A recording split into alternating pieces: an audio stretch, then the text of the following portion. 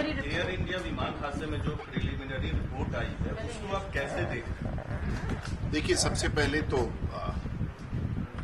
भारत की सरकार ने सबसे पहले तो मैं आभार व्यक्त करना चाहूंगा भारत की सरकार का और नागरिक विमानन मंत्रालय का और AIBB का, जिसने अपनी प्रारंभिक प्रतिवेदन देश के समक्ष और दुनिया के समक्ष रख दिया है और जो 1 माह का कार्य अवधि था उसके भीतर रख दिया है। इसलिए बड़ा विश्वास है देश की सरकार और देश के तंत्र पर, जिन्होंने ये प्रतिवेदन रख दिया है। और ये प्रारंभिक प्रतिवेदन है और इसमें कुछ तथ्य ऐसे उजागर किए गए हैं जिसमें पूरे घटनाक्रम में विमान में क्या तकनीकी कारण थे जिसके कारण ये दुर्घटना हुई और कप्तानों ने क्या क्या कदम उठाए और क्या क्या परिस्थितियां थीं, उसके बारे में पूरी तौर से उल्लेख किया है।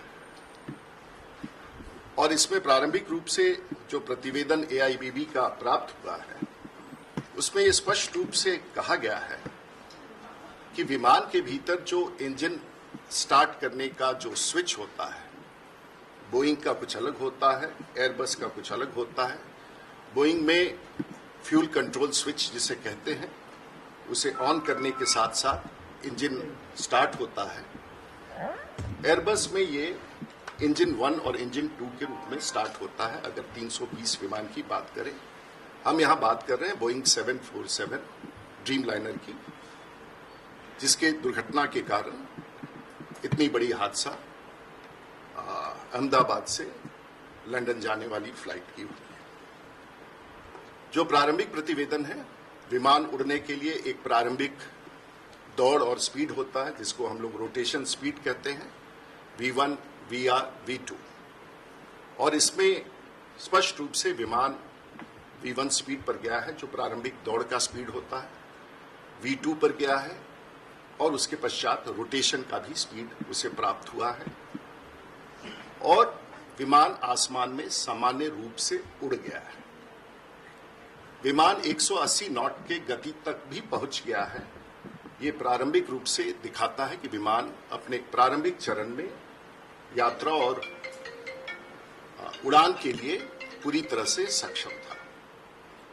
उसके पश्चात इस रिपोर्ट में यह दिया गया है कि कुछ क्षण के बाद कप्तान, और इसमें मैं फिर स्पष्ट करना चाहूंगा कि इस विमान में जो प्रतिवेदन में दिया गया है, को पायलट इस विमान में पायलट फ्लाइंग था और कमांडर पायलट मॉनिटरिंग था।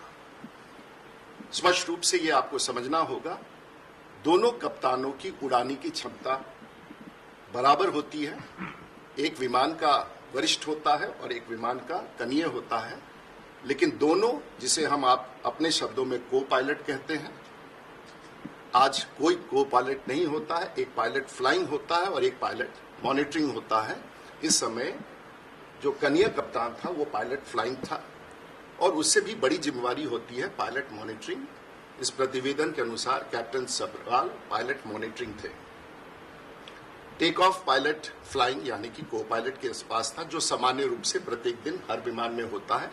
एक सेक्टर में एक व्यक्ति पायलट फ्लाइंग होता है और दूसरे सेक्टर में दूसरा व्यक्ति पायलट फ्लाइंग होता है। ये प्रशिक्षण के दृष्टिकोण से मान्य है और ये विषय कई बार इसमें उठ सकता है कि आप ये कहेंगे कि पायलट, छोटा पायलट क्यों उड़ा रहा था। इस तथ्य को हमेशा के लिए आप खत्म कर दें।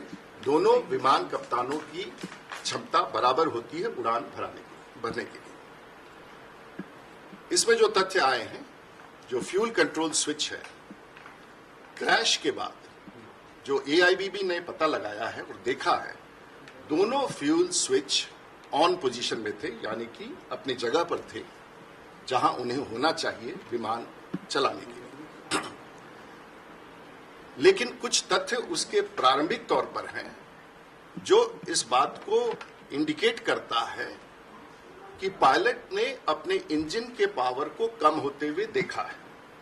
मैं फिर से दोहराऊंगा कि पायलट उड़ान भरने के समय कप्तानों ने इंजन की पावर को कम होते हुए देखा है और रिपोर्ट में इसे फ्यूल से, इसे तेल से जोड़ा गया है जो इंजन स्टार्ट करने में होता है।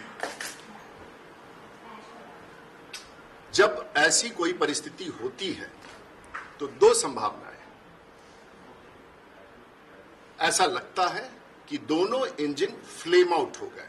फ्लेम आउट का मतलब होता है, वैमानिक शब्दों में उसे फ्लेम आउट कहते हैं, लेकिन सामान्य शब्दों में इसे कहते हैं कि इंजन बंद हो गया। और जब यह होता है तो दो संभावनाएं होती हैं, और हर विमान में एक रिडंडेंसी होता है कि अगर ऐसा होगा तो ये कदम विमान या तो स्वतः करेगा, जो उसके कंप्यूटर करेंगे, और या तो कप्तान करेगा। यहां जो SOS इमरजेंसी के लिए होता है कि बोथ इंजन्स फ्लेम आउट। हम फिर से आपको रिपीट करेंगे, दोनों इंजन जब बंद होते हैं तो बोइंग में कप्तानों का मेमोरी आइटम होता है, बहुत कम समय होता है, वो सिर्फ याददाश्त से किया जाता है और इसका प्रशिक्षण लगातार किया जाता है। और उसमें दो यहां पर स्थिति थी। जो दूसरा एक इमरजेंसी होता है वो रैट डिप्लॉयमेंट। पहला है कि जब मेमोरी आइटम, उसमें यह करना होता है बोइंग में, एयरबस में ये नहीं करना पड़ता। एयरबस में ये अपने आप होता है। बोइंग में with in fraction of a second कप्तान को जब लगता है कि मेरा इंजन फ्लेम आउट हुआ, वो दोनों स्विच को ऑफ करता है और वापस फिर ऑन करता है। तो उसी समय जो उसका कंप्यूटर है वो इस कमांड को लेता है और फिर से इंजन स्टार्ट करने लगता है। रिपोर्ट में यह भी दिया गया है कि एक इंजन वापस स्टार्ट होने लगा है और दूसरा इंजन स्टार्ट होते होते उसे कुछ वक्त लग रहा था।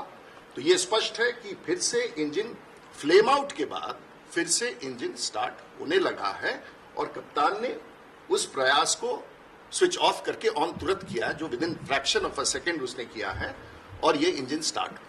लेकिन तब तक इंजन का पावर इतना कम हो गया था, और सामने में, क्योंकि ये तो बड़ा सवाल है आने वाले दिनों में कि एयरपोर्ट के सामने भवनों के निर्माण पर जो ये चर्चा है उसको हम अलग से लेंगे, और उसके बाद उसने नियंत्रण खो दिया है।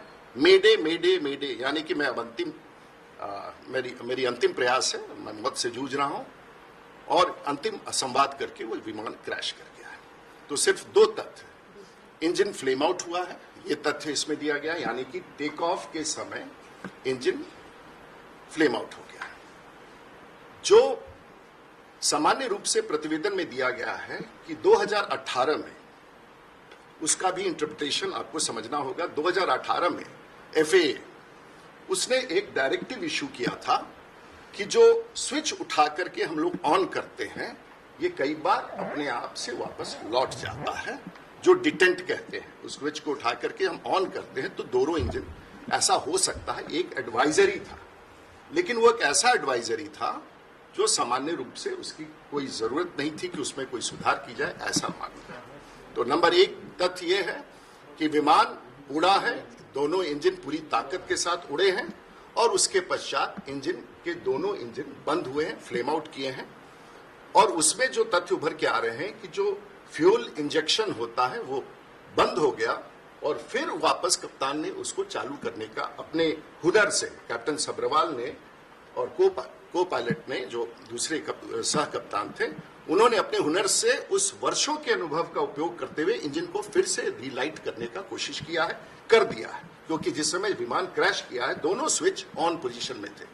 तो कट ऑफ, रन और कट ऑफ, तो इसका मतलब है उन्होंने जो प्रतिवेदन में है कट ऑफ करके फिर से वापस रन किया, विमान फिर से उड़ा। सवाल ये है, ये विमान के साथ क्या हुआ है और कैसे हुआ, क्यों हुआ है, इसका उत्तर शायद आगे के इन्वेस्टिगेशन में पता चले कि विमान उड़ने के बाद फ्लेम आउट क्यों हुआ है। क्योंकि एक ये अगर आसमान में होता, 5000 फीट की ऊंचाई पर होता, 10,000 फीट की ऊंचाई पर होता, 30,000 फीट की ऊंचाई पर होता, तो इंजन अगर दोनों बंद होंगे तो हम ये एक्शन लेंगे और हमारा फेडेक जो कंप्यूटर है वो उसको रेस्टोर कर देता। लेकिन इस 400 फीट में जब तक कप्तान उसे देखे, इंजन स्टॉल का इंडिकेशंस आए, इंजन स्पूल डाउन करे और उसके बाद वो देख के प्रयास करे, तो शायद ये ऊंचाई नहीं है। तथ्य यही है, दुर्घटना बहुत बड़ा हादसा है, तथ्य उभर के आ रहे हैं, और इसके अन्य उत्तर समय के साथ ही विमान कंपनियां, ऑपरेटर AIBB DGCA ही दे सकता है, उस पर मेरी कोई टिप्पणी नहीं।